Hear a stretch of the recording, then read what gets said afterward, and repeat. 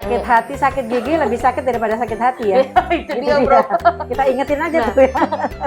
Nggak cuma pintar, tapi bagaimana skill gitu kan. Jadi medis teknis iya, skill iya. Oke. Telepon gue bunyi.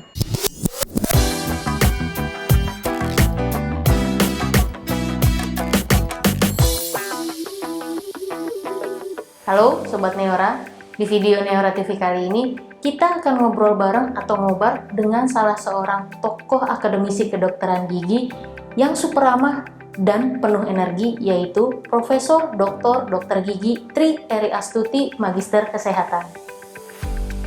Saat ini, beliau menjabat sebagai Dekan FKG Universitas Trisakti dan biasa dipanggil akrab Prof. Eri oleh para mahasiswanya. Selain membahas situasi belajar mengajar di kampus selama pandemi, kita juga akan banyak dengar info, curhatan, dan impian beliau mengenai kesehatan gigi masyarakat Indonesia. Nah, sudah tidak sabar lagi menyaksikan keseruannya kan? Mari kita saksikan. Oh ya, seluruh perekaman video ini mengikuti protokol kesehatan yang ditetapkan oleh pemerintah Indonesia. Selamat pagi Prof. Eri, apa kabarnya? Selamat pagi Mbak Kristi, alhamdulillah sehat. Ya, walaupun pandemi ya, tetap sehat ya. Semoga sehat-sehat selalu ya Prof ya. Sama-sama, untuk Prof. Eri, kemudian sama-sama. jajaran khususnya FKG Universitas Trisakti. Siap. Nah, kalau boleh info nih dok, bagaimana situasi kemudian kondisi belajar mengajar di FKG Universitas Trisakti selama pandemi ini Prof. Eri? Oke, Mbak Kristi terima kasih.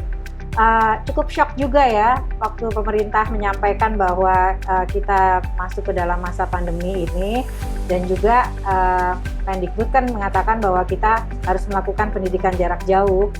Maka kita benar-benar ditantang gitu ya untuk bisa mendapatkan inovasi-inovasi yang banyak, karena FKG Trisakti kan memiliki 4 program studi, yaitu program studi sarjana, kemudian program studi profesi, program studi magister ilmu kedokteran gigi, dan juga pendidikan dokter gigi spesialis konservasi gigi. Jadi keempat prodi ini betul-betul kita pada tanggal 15 Maret, seingat saya itu hari Minggu, kita berkonsolidasi, kemudian 16 Maret kita mulai memanggil semua dosen untuk melakukan pelatihan bagaimana kita melakukan pendidikan pengajaran melalui jarak jauh gitu ya. Dan tantangan luar biasa karena kita tahu bahwa kedokteran gigi ini kan banyak skill ya, banyak skill. Jadi kan artinya dengan adanya virtual gini gimana ya caranya gitu ngajarin bagaimana mengukir gigi, bagaimana melakukan pembuatan kawat-kawat ortodonti dan sebagainya. Tanpa kita sadari sebenarnya kita sudah bertransformasi dengan apa yang pemerintah katakan adalah industrial era ya, atau 4.0. Jadi kita benar-benar belajar gitu. Sehingga kami putuskan, karena kita tahu bahwa pendidikan kedokteran gigi itu nggak mungkin murni 100% virtual, kita melakukan pendidikannya hybrid gitu ya. Yang daring tetap terus berjalan, khususnya untuk S1 dan S2, tapi untuk yang profesi dan untuk PPDGS ya, untuk yang spesialis, kita gunakan hybrid tadi. Jadi ada kita mendatangkan mahasiswa, supaya mahasiswa ini tidak dirugikan juga kan, kita mau mereka tepat waktu ya untuk menyelesaikan pendidikannya. Nah, yang dilakukan adalah sesuai dengan surat keputusan dari Asosiasi Fakultas Kedokteran Gigi Indonesia, bahwa kita boleh memodifikasi. Jadi artinya beberapa hal mahasiswa bisa melakukan program profesinya dengan menggunakan Phantom gitu ya. Jadi Phantom, maniken gitu, tapi diletakkan di dental unit. Kemudian alhamdulillah kita telah memiliki 27 negative room, ruangan yang bertekanan negatif, which is itu adalah ruangan yang betul-betul untuk mengurangi terjadinya transmisi dari COVID-19 ataupun apapun yang contagious gitu. Nah ini mahasiswa sudah bisa kembali melakukan di negative room, mempunyai pasien, tapi tentunya yang nomor satu tuh yang diutamakan adalah mahasiswa memahami konsep dari penularan penyakit COVID-19 ini, sehingga kita benar-benar 5M itu kita jalani, dan pastinya pada saat bekerja kita menggunakan alat pelindung diri yang betul-betul memang sudah ditetapkan oleh PPI ya pastinya. Nah itu yang kami upayakan untuk FKG Trisakti. Jadi betul-betul pandemi ini hikmahnya adalah anak-anak menjadi kreatif, kemudian mereka juga bekerja secara kolaborasi ya, dan juga menjadi orang yang sangat kritis dalam berpikir, communicator luar biasa, dan empati tetap mereka ada. Konsekuensinya memang betul bahwa kita dari manajemen ini, dari FKG sendiri mempersiapkan betul-betul sarana prasarana yang pasti kita sekarang ini tidak bisa mendatangkan 100% mahasiswa karena kita harus bertahap, jadi 50% ya. Dan juga pastinya konsekuensinya kita meningkatkan sarana prasarana itu harus lebih ya. Jadi untuk itu juga karena kan ya sterilisasi harus apa, pokoknya yang kita utama adalah bahwa keselamatan dari mahasiswa kita, para staf, para tenaga pendidikan dan juga masyarakat di RSGM ini itu yang utama lah, kira-kira seperti itu. Ya so far kita bisa menekan lah untuk terjadinya transmisi COVID-19 di seluruh sivitas akademika FKG Wisakti. New normal seperti apa yang Prof. Eri lihat di masa mendatang, khususnya pada dunia pendidikan kedokteran gigi? Nah, kemudian bagaimana FKG Universitas Trisakti itu menghadapinya? Yang jelas new normal ini kan adalah merupakan suatu perubahan perilaku ya. Perilaku yang diharapkan bahwa kegiatan itu tidak kita hilangkan, kegiatan normal itu tidak kita hilangkan di masa pandemi ini. Nah ini komitmen kita adalah bagaimana bersahabat dengan COVID-19 nih. Jadi bersahabat dan bersandingan dengan COVID-19. Sehingga kita berharap sebenarnya kalau di kita ini kan karena kita pendidikan kedokteran gigi yang mostly adalah banyak sekali skill ya.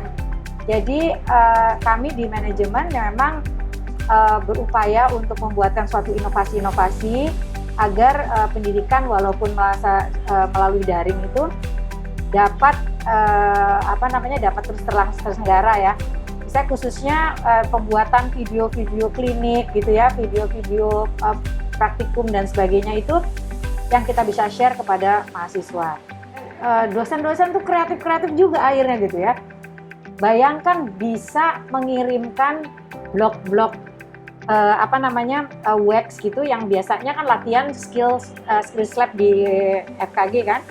Itu dikirim ke semua mahasiswa, kemudian setiap dosen misalnya mendapat tugas 10 mahasiswa, kemudian mereka melalui aplikasi Zoom ya misalnya, itu mereka latihan betul-betul bagaimana mengukir gigi, dan saya apresiasi sekali. Nah untuk FKG Wisakti sendiri tentunya kita mengantisipasi pastinya memberikan pelatihan-pelatihan kepada kepada para dosen juga, dan tentunya memberikan yang paling terbaik pastinya.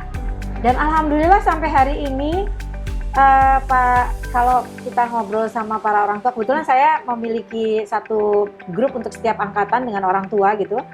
Itu kan melalui WA group ya. Itu orang tua mengapresiasi juga gitu bahwa anak-anaknya belajar benar gitu ya itu. Dan jangan salah, ternyata teman-teman dosen itu bisa tahu loh anak-anak yang cheating itu kayak apa. Dan tadi baru selesai rapat itu ketangkep banyak anak-anak yang memang cheating dan sebagainya. Saya bilang kita memang harus belajar, kita kreatif banget ya untuk walaupun virtual gitu kan orang mikir gini, enak dong bisa nyontek gitu kan soalnya virtual. Ternyata ketahuan. Kenapa? Misalnya satu contoh, kalau ujian anak-anak tangannya harus di atas, jadi terlihat oleh si dosen. Kemudian di setiap ininya di belakang pasti ada kaca, sehingga aktivitas mereka itu benar-benar terlihat, terpantul di cermin gitu. Nah itu kan inovasi ya, dan kita pastinya nggak 100% virtual karena kita punya sistem hybrid tadi. Jadi artinya insya Allah nanti di bulan Juni anak-anak S1 ataupun S2 yang harus melakukan skills lab atau praktikum mereka akan mulai beraktivitas secara langsung. Jadi kita langsung offline. Kalau yang profesi kan kita sudah jalankan sekarang. Bagaimana Prof. Eri melihat kondisi kesehatan gigi dan mulut masyarakat Indonesia sekarang ini pada umumnya, Prof? Silakan. Oke, bagus sih, terima kasih. Kalau melihat laporan dari riset kesehatan dasar tahun 2018, itu kan 5 tahunan ya laporannya. Sebenarnya kita sedih gitu ya, sedih karena Bayangin, kita tuh dari tahun 51 sebenarnya kan sudah ada usaha kesehatan gigi sekolah ya. Artinya kita berharap bahwa upaya dari pemerintah ini dapat menekan gitu. Jadi sedini mungkin gitu kan. Tapi ternyata hasilnya dari kemarin ini, anak-anak usia dini itu ada sekitar 93% itu mengalami gigi berlubang. Jadi dia pernah mengalami, bayangin nggak? Jadi 7% yang bebas gigi berlubang. Kemudian untuk anak-anak 12 tahun, itu kan adalah anak yang hilang gigi susunya, jadi berarti udah gigi tetap ya, udah mulai ke gigi tetap. Itu ternyata menurut catatan dari Riskesdes itu ada 65,5% yang mengalami gigi berlubang.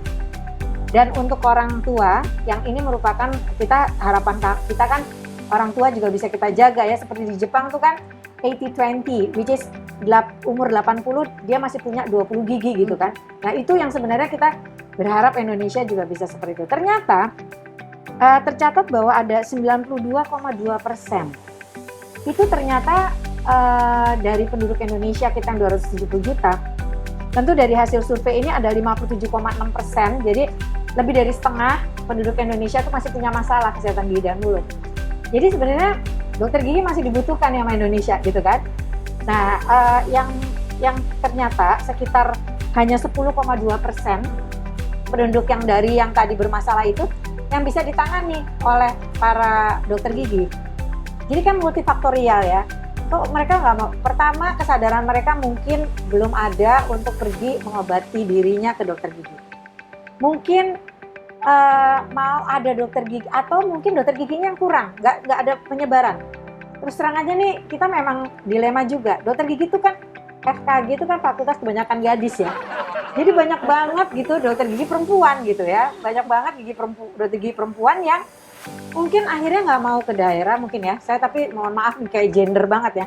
Tapi mungkin jadi tidak ada penyebarannya nggak baik. Mungkin sistem dari regulasi dari pemerintah juga ya mungkin ya. Yang saya dengar nanti mungkin ada internship nantinya mungkin itu bisa menyebarkan para dokter gigi ke daerah-daerah. Nah itu yang jadi kesempatan para masyarakat untuk mendapatkan pengobatan mungkin juga penyebabnya itu ya. Nah dan yang saya khawatirkan sekali sebenarnya adalah dari seluruh orang Indonesia ya itu hanya 2,8% yang sikat gigi mengikuti aturan sesudah makan sebelum tidur. Semoga Mbak Christine sudah melakukannya. Jadi cuma 2,8%. Artinya apa? Yang lainnya udah sikat gigi betul, tapi karena salah waktunya. Padahal kan konsep menyikat gigi itu kan adalah membersihkan sisa makanan, which is itu harus dilakukan setelah kita makan. Dan yang dilakukan oleh penduduk Indonesia cuma 2,8% dilakukan seperti itu. Nah ini yang merupakan hal yang sangat memprihatinkan. Jadi kalau mau dibilang oke nggak sih keadaan kesehatan gigi dan mulut Indonesia? Belum gitu, masih nih. Jadi buat para siswa-siswa SMA kali ya yang masih bingung nyari mau sekolah di mana gitu, masih aja kedokteran gigi aja deh masuk. Kemana? Ke FKG Usaki deh kalau bisa. Ya gitu ya.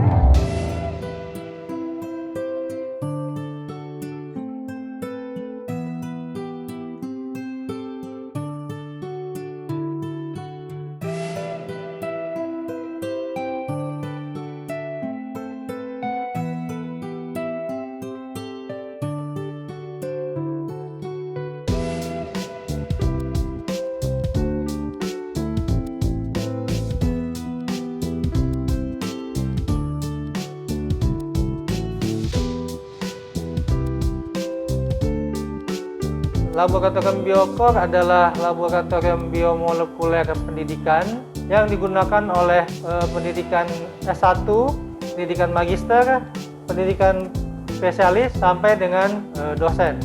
Di laboratorium Biokor bisa melakukan sel kultur untuk sel normal, uji protein, RT-PCR dalam arti molekuler, sampai ekstraksi bahan alam. Negara Indonesia adalah negara yang kaya akan alamnya. Karena itu penelitian di bidang bahan alam di Indonesia adalah penelitian yang sangat maju sekali. Banyak sekali penelitian yang melibatkan bahan-bahan alam dan herbal. Di laboratorium Biokor juga mendukung untuk melakukan penelitian di bidang bahan alam yang dikaitkan ke rongga mulut. Ya gitu ya, karena Karena itu, jadi masih butuh dokter gigi gitu loh. Kira-kira seperti itulah ya. PR kita tuh masih banyak, terutama di kedokteran. Banget, Ya, betul. Prof, dari kesadaran masyarakat yang kurang, kemudian mungkin penyebaran kedokteran gigi di daerah yang belum merata, dan juga cara masyarakat yang belum tepat, kemudian dari sisi waktunya juga belum. Jadi sebenarnya PR kita masih banyak, khususnya pada tenaga kesehatan, yang seharusnya PR ini bukan saja menjadi PR-nya tenaga kesehatan gigi dan mulut, karena untuk menyampaikan bahwa yuk sikat gigi 2 kali sehari, itu masyarakat juga bisa. Dan mereka dalam kelompok kecilnya akan menjadi agents of change. Jadi seperti snowballing lah gitu ya. Misalnya kita kasih tahu 10 orang, yang setiap orang dari 10 orang itu akan memberitahu ke 10 orang lain di sekitar dia. Itu kalau bisa sampai kejadian, kerennya bukan main kan. Nah itulah tugas kita. Diharapkan semua orang bisa menyadari. Dari keluarga kecil kita dulu deh. Gimana keluarga kecil kita menjalankan sikat gigi 2 kali sehari. Karena tuh poinnya cuma itu. Orang berlubang dari mana sih ceritanya? Sisa makanan tersisa di sana. Ada bakteri di dalam mulut. Kemudian makanannya banyak mengandung karbohidrat, jadi deh tuh lubang, gitu kan? Nah kalau misalnya si makanan yang kita makan udah kita sikat, kita bersihkan dengan benar, selesai, motong tuh, ya. Nah untuk bilang seperti itu, masyarakat juga bisa, nggak perlu dokter gigi. Masa dokter gigi teriak-teriak nih, sikat gigi 2 kali sehari sudah mana? Nah masyarakat bantuin, itulah yang kita harapkan, bahwa empowering dari masyarakat oleh kita semua para tenaga kesehatan gigi dan mulut untuk bilang bahwa yuk kita sehat gitu ya. Kira-kira gitu Mbak Kristi. Apakah ada target pencapaian tertentu di PDGI di mana kita dapat mengatakan bahwa kesehatan gigi dan mulut masyarakat kita sudah lebih baik? Mbak Kristi, saya ini kapasitasnya, tapi saya kebetulan pengurus PDGI juga ya, nggak apa-apa lah ya. Di Departemen Luar Negeri. Tapi yang paling penting adalah target kita ini harusnya yang pertama adalah bagaimana kita mensukseskan program pemerintah yang mengharapkan, nah ini dia nih, terjadinya bebas karies atau bebas gigi berlubang tahun 2030. Ini sekarang udah 2021, 9 tahun lagi gitu ya. Sementara kita melihat tadi data-data tadi yang dari Skesdas tadi kan masih begitu tingginya orang bermasalah kesehatan gigi dan mulut, lebih dari 50% dan sebagainya. Jadi target kita pertama adalah bagaimana kita memberikan kesadaran kepada masyarakat dulu deh, itu dulu deh. Masalahnya untuk bebas karies, kita nggak boleh pesimis, kan katanya there's a will, there's a way ya. Jadi pokoknya apapun kita coba terus, optimis aja terus. Pokoknya tetap optimis gitu untuk membuat masyarakat Indonesia menyadari pentingnya memelihara kesehatan gigi dan mulut. Itu upaya kita semuanya, dan tentunya melalui Persatuan Dokter Gigi Indonesia yang memiliki lebih dari 200 cabang di seluruh Indonesia. Jadi kan banyak dokter gigi di mana-mana itu. Mudah-mudahan kita semua akan menjadi agents of change untuk meningkatkan kesadaran dari masyarakat. Dan pastinya kita nggak bisa sendiri.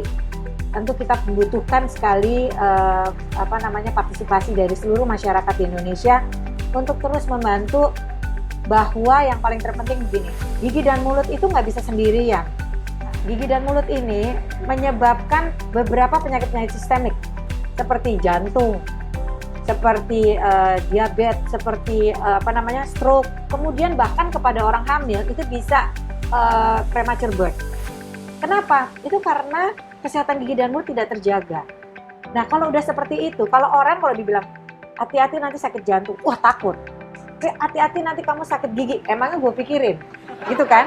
Nah, sekarang kolaborasi, jadi interprofessional collaboration among segala macam, dari semua mulai dokter gigi, dokter jantung, dokter semua spesialis semuanya, kita bersama-sama, itu target kita benar, bahwa kita sama-sama yuk gitu. Maksudnya melalui gigi dan mulut ini kan sebenarnya port entry-nya nih kan di sini kan ya. Kita berharap mudah-mudahan ke depan ini 2030 walaupun tinggal sebentar lagi, paling sedikit kita punya action lah di situ untuk membantu agar masyarakat akan lebih sejahtera kesehatan gigi dan mulutnya.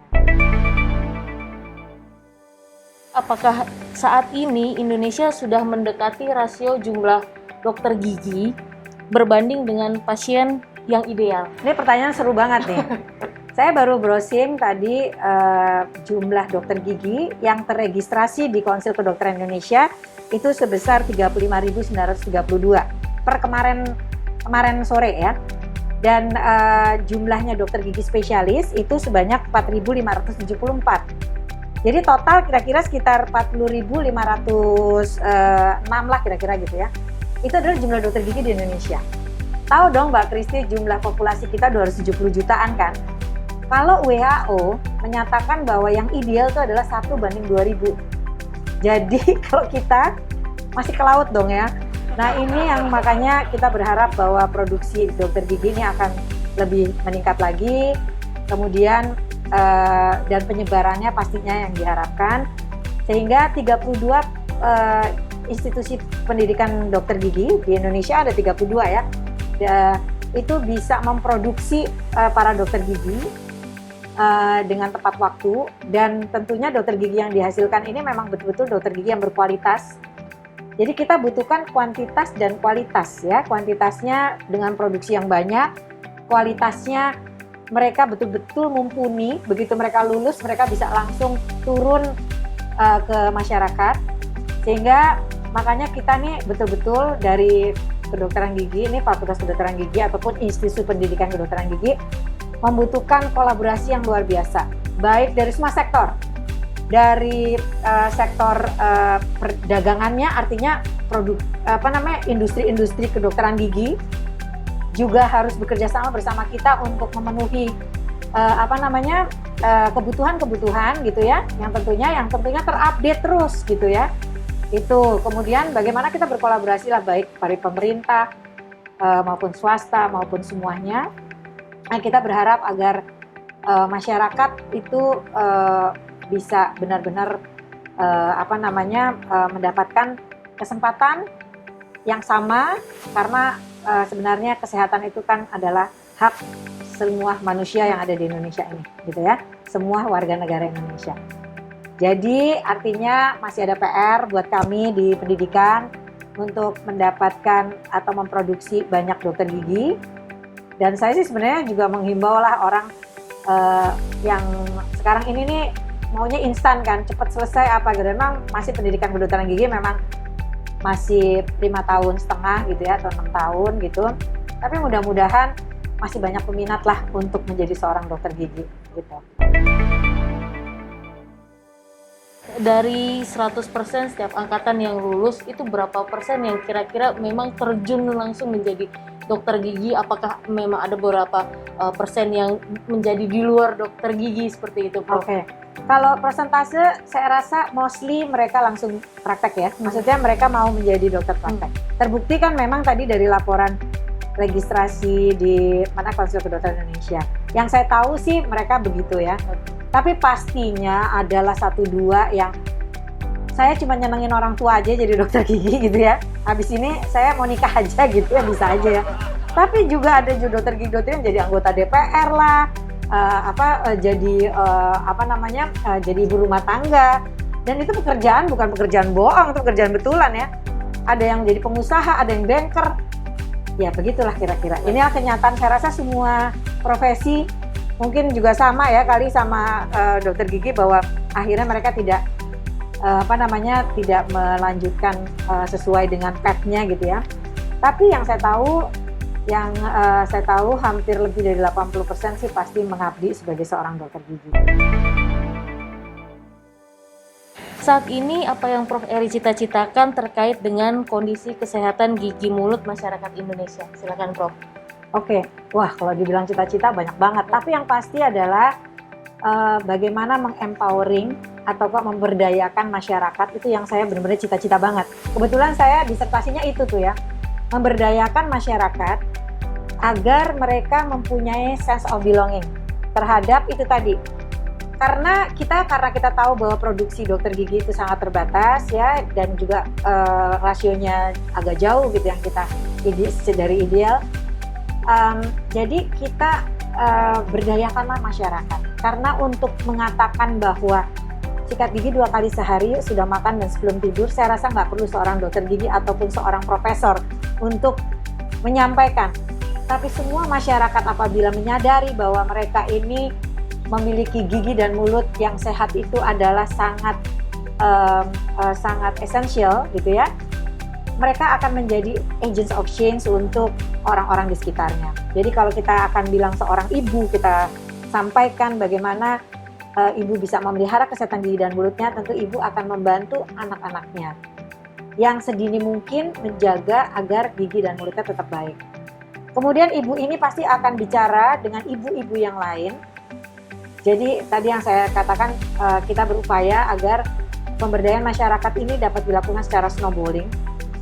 Waktu itu saya berharap kita punya kader-kader kesehatan yang datang dari masyarakat sekolah, baik orang tua murid ataupun guru dan sebagainya, yang bisa menjadi panutan gitu nantinya. Kalau ibunya tidak paham tentang kesehatan gigi dan mulut, tentu anak akan mengikuti apa yang dilakukan oleh ibunya. Tapi kalau ibunya paham tentang kesehatan gigi dan mulutnya, tentu anak-anaknya akan melihat yang terbaik. Oh, ini yang paling terbenar, yang baik untuk melihara kesehatan gigi dan mulut. Jadi cita-cita saya memberdayakan masyarakat agar masyarakat juga memiliki rasa memiliki untuk atau sense of belonging untuk memelihara kesehatan gigi dan mulutnya. Kemudian juga bagaimana para khususnya untuk mahasiswa dapat benar-benar secara holistik memahami medis teknis kesehatan gigi dan mulut agar bisa membantu masyarakat di sekitarnya untuk lebih baik lagi. Terima kasih Prof. Eri atas Terima kasih waktunya, Mbak Kristi. sharingnya. Semoga kesehatan gigi dan mulut di Indonesia lebih baik lagi ke depannya. Amin. Terima kasih Mbak Kristi, terima kasih untuk Niora TV.